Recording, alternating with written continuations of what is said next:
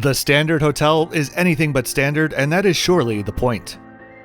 Hi there, my name is Kevin, and I make honest and to-the-point, narrated video tours about premium hotels and flights all over the world. This is video 141, and today we're at the new The Standard Bangkok, the 50th hotel brand featured on the channel. Stay right where you are, the colorful tour starts in 10 seconds.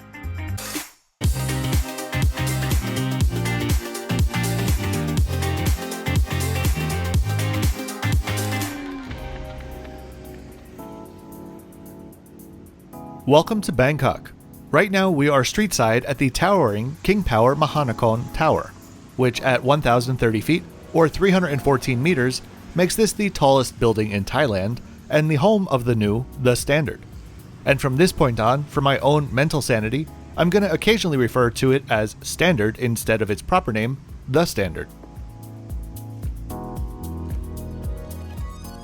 If you would like to know the exact rate that I paid for this stay, or my next 5 videos in queue, please check out the description below. Standard hotels began their meteoric rise to the place to see and be seen in 1999 with the opening of the Standard Hollywood on the Sunset Strip. The company, founded by Andre Balaz, had an eclectic group of investors for the first property, including Leonardo DiCaprio and Cameron Diaz. The Hollywood and later downtown LA properties have both since closed, but many would argue that the true Standard Renaissance began with the 2008 opening of the Standard Highline in New York, the first property that they built from the ground up. On the ground floor here, the hotel has a small bellhop lobby which leads you to a pair of shuttle elevators taking you up to the hotel reception. There's also a small gift shop to the side. Before we head upstairs though, let's quickly get the location sorted. Bangkok has 2 airports, Suvarnabhumi or BKK, which is where most of the full-service airlines operate from, and the smaller and older Don Mueang or DMK. Both airports on a good day are around a 30-minute drive from the hotel, which is located on the border of Silom and Sathon. While everything you'd need is within a short walk, the BTS is also directly in front of the hotel, making for easy connections to any of the city sites. Off the elevators and into what seems like a bottle of yellow mustard. We are heading to the reception area now. Ahead of us is the 1976 Joan Miro bronze sculpture Personnage. Art, color, and design are all at the center of what makes this hotel what they're branding as their Asia flagship. You'll find many artworks throughout the property, many of them on loan from the King Power collection. A decade and a bit after the New York opening, and here we are. Standard hotels have always been hubs for the glitterati and social media influencers, but you don't need to worry, I'm not that important. And so this video today is unsponsored, because sponsored, unbiased reviews don't exist. And that's essentially why this channel does exist, to help you cut through the white noise that is sponsored content parading around to be honest reviews. So sit back and relax knowing that all you're going to hear today are my own honest opinions, because this hotel stay is 100% self-funded. Looking around at the reception area now, this space is, well, just too small. Rather, the front desk is too small, with only enough space for 3 staff at a time to take care of the hotel's 155 rooms, which opened in August of 2022. No matter what brought you here today, if you enjoy honest and authentic travel content, please make sure to give this video a big thumbs up and subscribe with notifications on, so that you don't miss any of my new videos, because y'all are the sponsors of this video, and I appreciate you just stopping by. If you'd like, you can also take a look at my Patreon linked in the description below. Alright, now on to the review. Even if it's not to your taste, I do think that credit needs to be given simply for the overwhelming assortment of accessories that were curated for this hotel.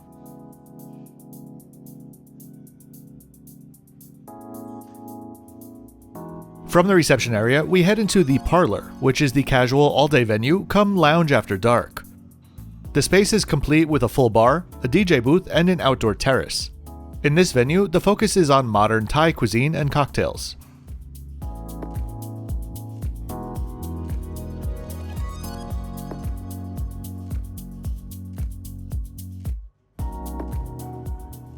The space is colorful, kitsch, and certainly original. Standard Hotels has their own in-house design teams, led by Verena Haller, who worked for Equinox Hotels and Ian Schrager, among others, before joining Standard in 2019. Supporting her team for this property was the Spanish designer Jaime Hayan, who contributed on all of the public spaces and venues.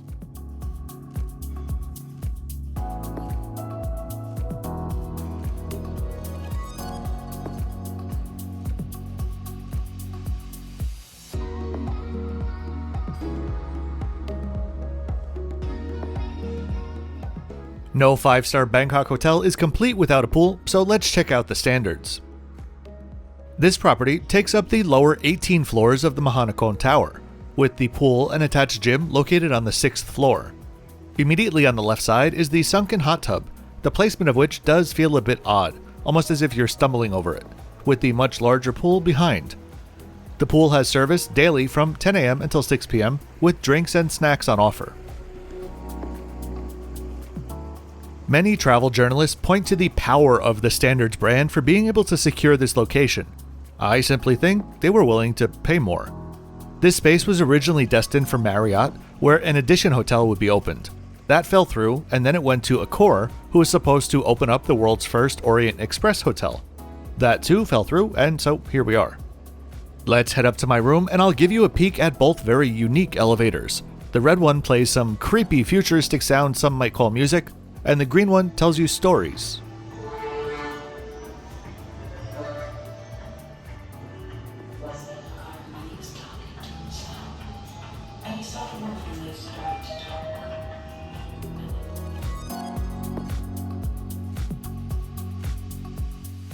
With the hallways, I feel like I know what they were going for, but they just come off as feeling old. Not even dated, just old, as if the walls used to be white or something.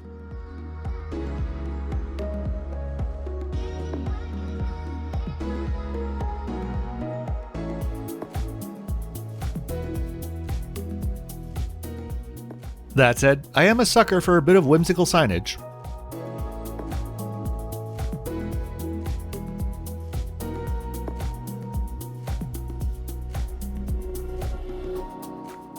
My assumption as to why there were no designers brought into the mix for the room design is likely because Standard more or less has a, standard design language for their rooms with rounded corners, soft backlighting, L-shaped sofas, and relatively understated furnishings with bold pops of colors leading the way.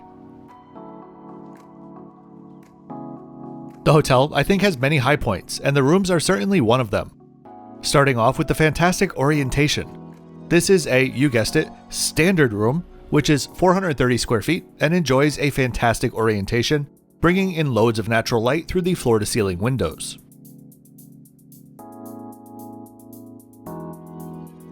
The number of different textures in the room are fairly limited, so the ones that are featured, they really do take front and center attention.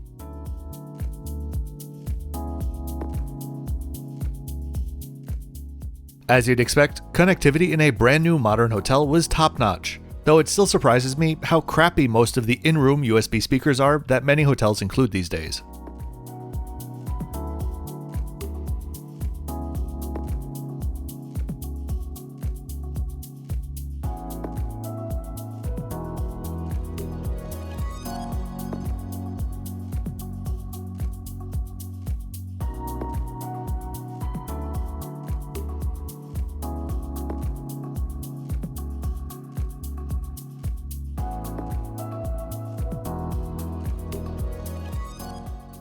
Among the packet of info that you'll receive when checking in is a voucher to access the roof, which I'll explain about in a bit.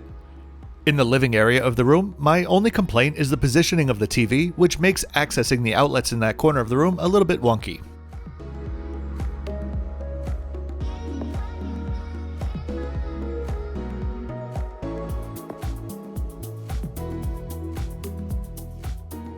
The minibar was very well stocked with free glass bottled water and an assortment of Nespresso pods and teas, along with an extensive and thoughtful collection of chargeable snacks and drinks.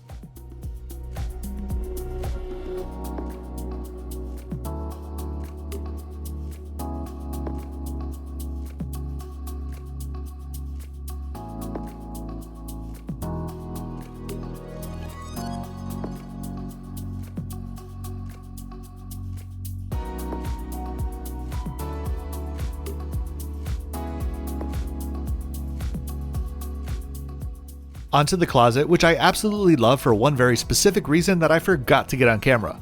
The space is deep enough, and the hanging rod positioned well so that when you take something off of a hanger, it doesn't smack into the wall and surely reverberate into your neighbor's room. Sound quality in the room, by the way, was also really good. Almost no noise bleed from above, outside, or the hallway.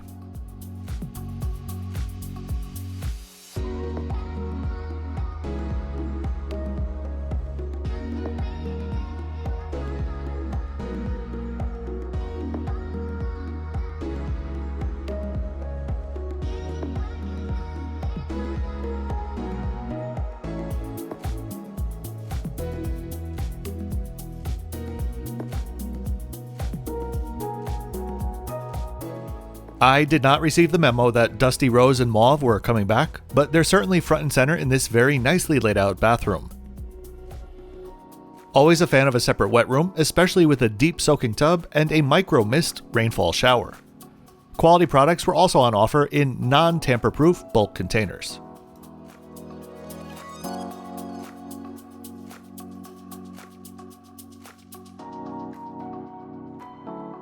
By the way, would you believe me if I told you that this hotel is inspired, through admittedly a few degrees of separation, by the TWA Hotel? As I mentioned, the design language here is largely drawn from the Highline property. When designing that, the guest room floors were developed with a mid-century style, inspired by the likes of Eero Saarinen. Also, the top floor supper club was designed as an homage to Warner Plattner, the designer of the famous Windows of the World restaurant in the original World Trade Center. Plattner was a protege of Saarinen. Saarinen was the TWA terminal's original designer. That is one of my all-time favorite videos I've ever produced, by the way, and it's linked above.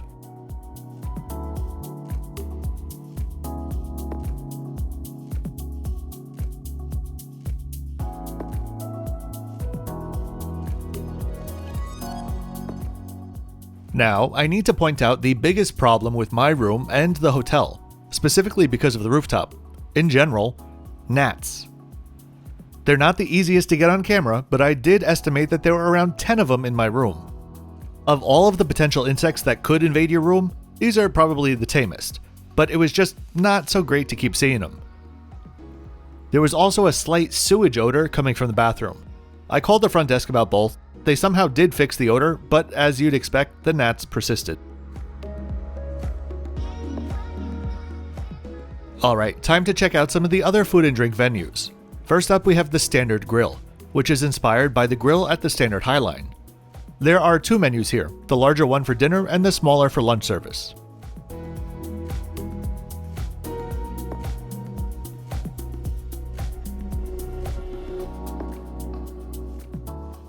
Personally, I think this is one of the better designed spaces in the hotel, which presented as a really well thought out space that combined just enough New York steakhouse with just enough modern standard design.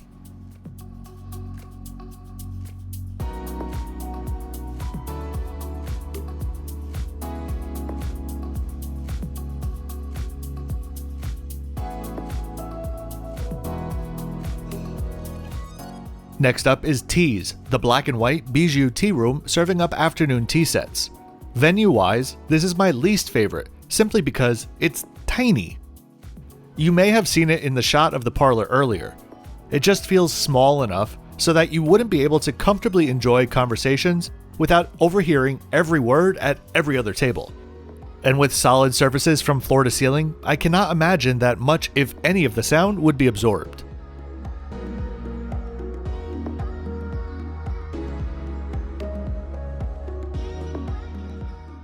Alright, time to go to the roof. So, two things. First, the roof is a pain in the ass to get to, I'll explain in a second. Second, I also understand that this process may be partially or wholly out of the hotel's control, but it is what it is. I mentioned that you'd get a voucher when you checked in. You get one voucher for one visit per person on your reservation within the time frame that you're staying at the hotel. I was told if you wanted to access an additional time, you would need to get another voucher, which the hotel would provide free of charge. According to the Sky Beaches website, entering after 7 p.m. will incur an additional cover charge, but that wasn't yet enforced during my stay. Alright, to get up there, you're going to take your 2 elevators down to the ground floor of the hotel, exit the building, make a left, and follow the signs for Skywalk.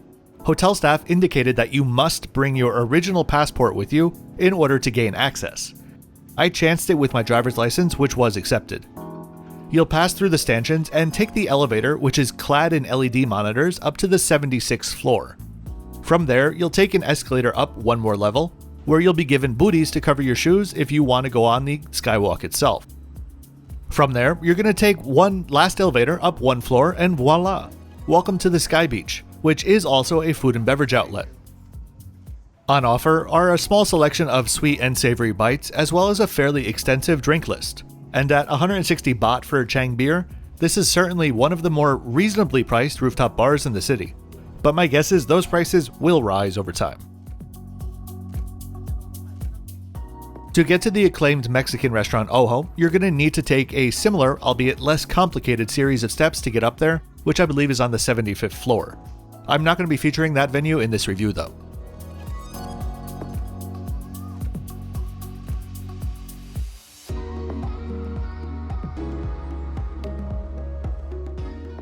The Sky Beach advertises itself as the highest rooftop bar in Bangkok. This is true. I've got 3 notes. First, it's also open to the public. It wasn't busy during my visit, but only time will tell if there's going to be lines in the future. Second thing, it is a really cool space. I really wish it was a beautiful clear day when I came up, but this is the best I could get. Still a fantastic way to take in the city. And third, I'll get to after we take in a few of these views.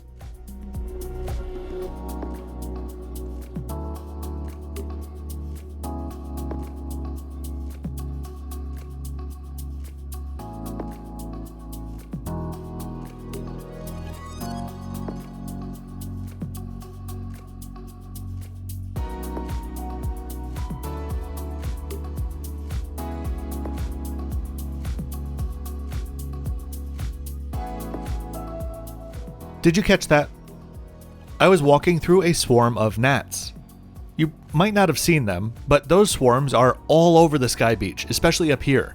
Even worse though, they're all over everything. Literally, everything up here is covered in them. When I checked out, the front desk manager was checking me out, and she asked how my stay was.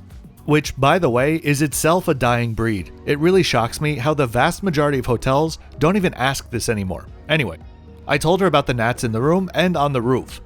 She looked disgusted enough for me to believe that she really didn't know about this and was more than apologetic. She was clearly looking for some way to compensate me, which was not necessary.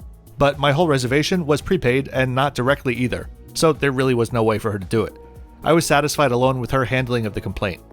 All of that said, I have absolutely no idea how it is up there today and tomorrow. All of this was filmed in late September, and as with all of my reviews, all I can show you is what I actually saw. Let's head down to the Chinese restaurant on site, Mott 32, named after the famous Mott Street in New York's Chinatown. The space is beautifully designed and I think combines just enough traditional Chinatown chic vibes with a bit of grit.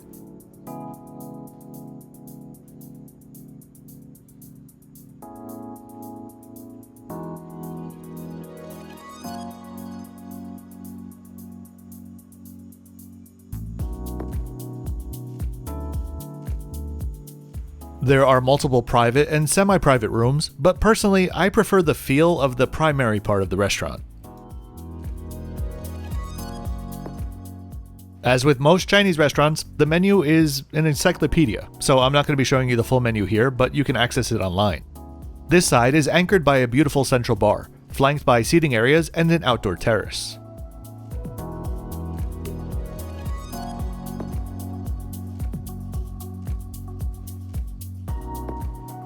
All of the food venues on offer here are to me what makes a small, modern hotel chain stand out from a much larger chain. I think an easy comparison to be made is Standard versus Edition, W Hotels, or So by Sofitel. While all of these chains are design forward, the latter 3 generally rely heavily on more or less standardized venue designs which are customized for the specific location, but would never fool you into thinking that you were staying at an independent hotel. There are of course exceptions to this, I'm just painting with a very broad brush right now.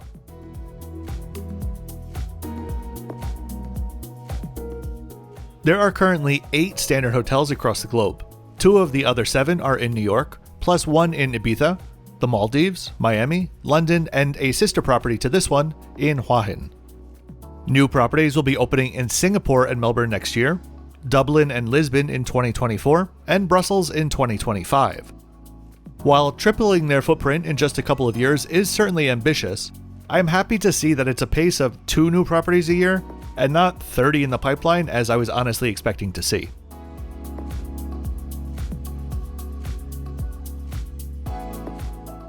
The last food venue is attached to the standard grill and is where breakfast is served.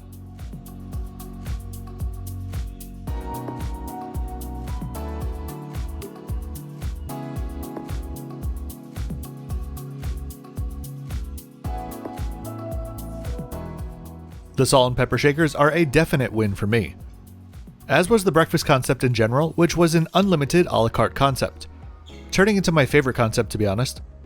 All of the food was delicious, but I'll say that the Western dishes specifically seemed to be either too fussy or overpromised. For example, a dish entitled smoked halibut is in fact a fish cake. Still delicious, but I was expecting actual smoked halibut, which would have been a treat.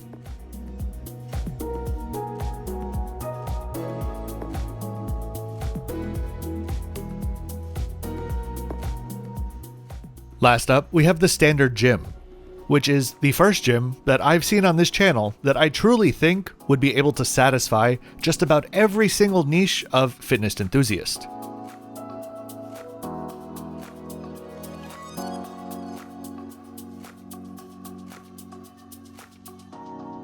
Alright, that is that. That was a lot. As we head into the flip-flop score, what are you thinking? I think it's a very promising start. Without the insect situations, this hotel would comfortably be scoring above 90, which is where I think it should be. One thing that did impress me a lot though was, besides the gnats, there were really no noticeable growing pains, except for perhaps a chaotic reception desk. That's impressive for a property open for less than a month. I look forward to visiting the Hua Hin property next year. I really hope that you enjoyed this video today, and ask you to give it a big thumbs up and subscribe with notifications on so that you don't miss a beat. I'll see you next time at the Sinthorn Kempinski, Bangkok.